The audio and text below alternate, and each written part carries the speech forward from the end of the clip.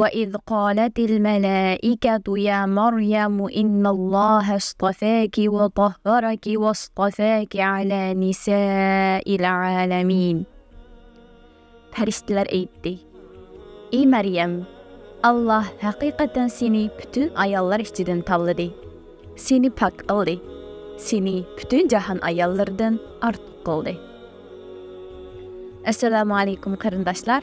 Bugün biz İslam Yıldızları sahifimizning bu sanida Allah'ның madiyalishiga sazovor bo'lgan sinoqlarga bardoshlik berishda eng buyuk namuna muslima ayollarning ulgusi, iffat obidasi bo'lib, tarixga yozilgan İsa alayhissalomning onasi İmron qizi onamiz Maryam alayhissalomning hayoti bilan tanishib chiqamiz. Allah Taala Sur Al-Imronda hayoti haqida tafsiliy ma'lumot bergan bo'lib, u Ummul Azra, ya'ni iffat obidasi nomi bilan mashhur bo'lgan. Maryam alayhissalom haqiqatan Allohning yer yuzidagi mo'jizalaridan bir mo'jiza.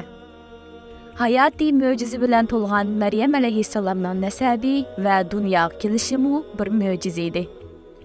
Nasabini mo'jiza deyishimiz shuning uchunki Maryam alayhissalom Alloh taolo payg'ambarlikka tanlagan Imron jamiyatidan bo'lishi edi. Allah Taala Qur'on Karimda buni bayon qilib shundoq deydi: Allah haqiqatan Adamni, Nuhni, İbrahim avlodini, Imron avlodini payg'ambarlikka tanlab, ularni o'zlarining zamonidagi jahon ahlidan ortiq qildi. Tug'ilishining mo'jiza bo'lishi bo'lsa, ayni vaqtda Maryam alayhissalomning onasi tug'mas edi. Ammo farzandlik bo'lishni intayin orzu qiladi. Ve bunun için Allah'a yelinip farzand tilaydi. Allah Taala nihayet bu ko'ngli sunuq onaning duosini ijobat qildi ve Maryam alayhissalomga homildor bo'ldi. Ota-onasi Allohning bergan bu go'zal ne'matiga shukr etish yuzidan qo'rsiqdagi bolasini Allohning baytiga xizmat qilishi uchun atab Allohga ahd berdi. Bendilerini ajoyib hikmetler bilen her vaqt hayran qoldirdigan Rabbimiz Allah'ның uyi uchun atagan farzandining qiz bo'lib dunyoga kelishi bilan bu ixlosmand onani hayron qoldirgan edi. Lekin kim bilsin deysiz, bu qiz Allohning nazarida o'g'ildan afzal edi. Maryam alayhissalomning onasining chin ixlos bilan qilgan bu nazariga Allohning bu qadar go'zal va hikmat bilan javob berishi bizga ixlosning Allohning nazarida ne qadar yuqori o'ringa ega ekanligini yana bir qatim eslatdi. Anasının qo'rsiqidagi vaqtida dadasidan ayrilib qolgan Maryam onamiz himmatlik va irodalik onasining Allohga bergan va'dasida mustahkam turishi natijasida Baytullohga ilib berilib, kichkidilla taat ibodat ustida tarbiyalanish uchun Masjid Haramning xodimlariga taslim qilinadi. Tolumi shafqatlik, mehribon Rabbimiz Maryam alayhissalomni o'z holiga tashlab qo'ymaydi albatta. Uni Zakariya alayhissalomning tarbiyasi ostida alohida parvarish qilib, turli mo'jizalarni ato qiladi. Maryam onamizning ibodat qilish jarayonida yuz bergan mo'jizalardan biri Sura Al-Imronda bundoq tilg'ayinadi. Zakariya har qitim uning ibodatgohiga uni ko'rgili kirsa, uning yonida biror yemaklik uchirtadi. U: "Ey Maryam, bu sana qayerdan keldi?" deydi. Maryam alayhissalom: "U Allah tarafidan keldi" deydi. Maryam alayhissalomni tarbiyalash jarayonida ko'z oldida yuz bergan mo'jizalarni ko'rgan Zakariya alayhissalomning Allohga bo'lgan ixlosi va aqidasi texmi kuchlandi va Allohning o'ziga bu mo'jiza ato qilishidan umidlanib, Allohdan solih bir farzand ato qilishni tilaydi. Her narsaga qodir Rabbimiz Zakariya alayhissalomning sochlarining oqirib qirliq ketganligiga, ayolining tug'ishdan qolganiga qaramasdan Yahya ismli bir farzand bilan xush bishorat berdi. Maryam alayhissalom shu tariqada cho'ng bo'lib, ma'lum yoshga kelgandan keyin Alloh taolo bu pak qizning naslidan katta bir payg'ambarni oprida qilishni iroda qildi. Lekin bu oprida qilish insonlar odatlangan normal holatda bo'lmasdan Allohning kamoliy qudratining namoyandasi sifatida hech qanday arzotining vositasiz, atsiz holatda yaratilgan hurmatli mo'jiza orqali bo'ladi. Allah Taala Maryam alayhissalomga xuddi Zakariya alayhissalomga xush bishorat bergandek, o'z naslidan bo'ladigan farzandining ismi va sifatlaridan xabar berdi. Hech qanday bir er kishi yaqinchilik qilib boqmagan yoki nashayan ish qilib boqmagan bir qiz farzand bo'lganligi xabar berilganda hayron bo'lmay turolmaydi albatta. Lekin Alloh taolo Maryam alayhissalomga mana shunday ig'ir bir sinoqni bergan edi.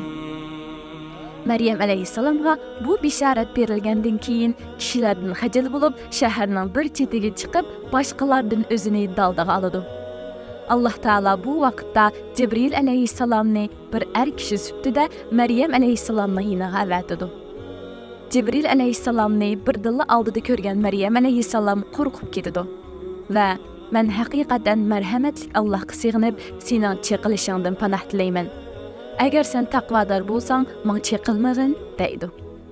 Buningga javoban Jibril alayhissalom "Men sana bir pak o'g'il berish uchun avatilgan Parvardigoringning elchisiman" deydi.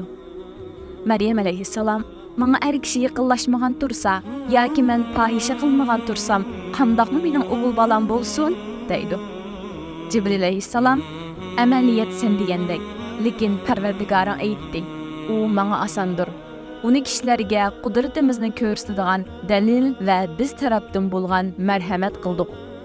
Bu taqdir qilinib bo'lgan ishdir" deydi. Zakariya alayhissalom Maryam alayhissalomga shaksiz ishonadi. Lekin xalqiga bu ahvolni qanday tushuntirish kerak? Bu masala Maryam alayhissalomni qiynaydi. Lekin hammani oldin taqdir qilguvchi Alloh buning uchun bir javob tayyorlab qo'ygan edi. Maryam alayhissalomni bu o'qini gap qildirish orqali bir qiyinchilikdan qutuldiradi. Maryam alayhissalomni shu yolg'izlikda to'lg'oq tutdi. To'lg'oqning qattiqligidan "Kashki men buningdan ilgari o'lib ketgan bo'lsam-chu, kishilar tarafidan unutilib ketgan arzimas narsaga aylanib ketsam-chu" da'vatdi. U bu qiyinchiliklarni beshidan o'tkazishi va Allohning irodasi bilan qiyomatga qadar aslanadigan, ismi qizlarimizga qo'yiladigan ulug' bir ayolga aylanadi. Butun maxluqotlarning rizqiga kepil bo'lguvchi Alloh Maryam alayhissalomni mushunda qiyin ahvoldami rizqsiz tashlab qo'ymasdan qashidagi xurma darxini irg'atishni buyurdi. Irg'itqanda pishqan yeng xurmalar to'kilib, uning oziqi bo'ladi. Nihayat Maryam alayhissalom sog'-salomat yengiydi. Qo'lida bola ko'tarib kelgan Maryam alayhissalomni ko'rgan kishilar bu ahvolni qabul qila olmasdan, "Ey Maryam, sen haqiqatan g'alati ish qilding. Ey Harunning hamshirasi, sening otang nachar odam emas edi, onang u yo'ldan chiqqan xotin emas edi" deyishdi. Kishilarning bu kinoya aralash so'zlari amaliyotda bir qiz uchun ko'tirib qo'qqisiz haqorat edi. Lekin Maryam alayhissalom Allohning buyrug'i bilan sukutni tanladi va bu vaqtni ko'rsatib qo'ydi. Buni ko'rgan kishilar "Bo'shukdagi bu vaqqa qandoq so'zlaymiz?" deyishdi. Shu asnoda bu vaqt "Men haqiqatan Allohning bandasiman. Alloh menga kitobni berdi va meni payg'ambar qildi. Qayerda bo'lay, meni barkatli qildi.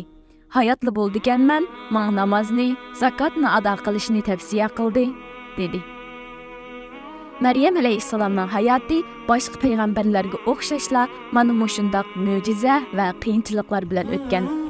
U Allohning yordami bilan qiyinchiliklarni yengib, Allohning mukofotiga erishgan edi.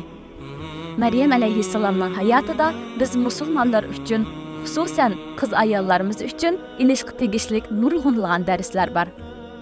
Albatta, har qanday bir qiz o'zini Allohga yaqin tutsa, Alloh bilan orasidagi munosabatni eng go'zal holatda davomlashtirsa, Alloh uni himoyachisi bo'ldi.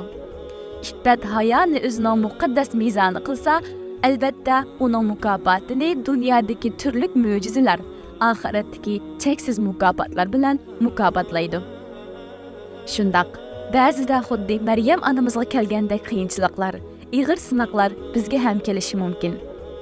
Ba'zi fitnaxo'rlarning so'z cho'chkiga qilishimiz, ba'zi g'ayvatxo'rlarning ig'ziga chiqib, nam obro'yimiz zitlanishi, qalbimiz azariyib, param-parcha bo'lib ketishi mumkin.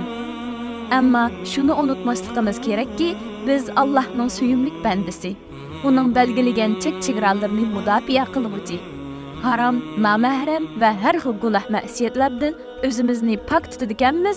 Alloh bizni yolg'iz qo'ymaydi. Biz o sınaqlarga to'g'ri muomala qila olganimizda, u bizni xuddi onamiz Maryam va Oishalarni poklagandek poklaydi. Bizni o'zi eng yaxshi ko'rgan taqdir bilan mukofotlaydi. Tariximizdagi mashhur shaxslarimiz mana shunday himmatlik va yuksak irodalik onalarimizning tarbiyasida yetishib chiqqan. Allah Taalaning bugungi kunimizda shunday Maryam onamizdek xalqning yetakchilarini tug'ib, ularni tarbiyalab chiqa oladigan, vatanimizning parlaq istiqbolida nur chachadigan yulduzlarni yetishtirib chiqa oladigan qiz ayollarimizni ko'plab chiqarib berishini so'raymiz.